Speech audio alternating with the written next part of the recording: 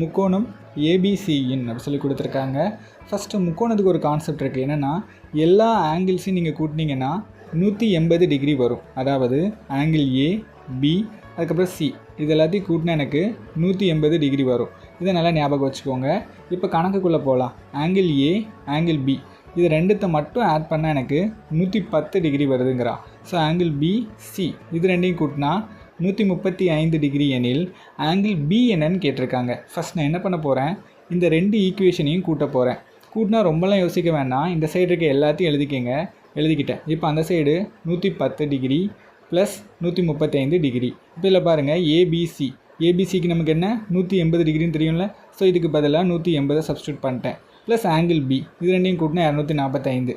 அப்போது angle B இது அந்த சைடு கொண்டு போனால் மைனஸ் ஆயிருமா. 245 மைனஸ் 180 இது ரெண்டையும் கழிச்சா எனக்கு 65ன்னு வரும். அப்போ பியோட ஆங்கிள் 65.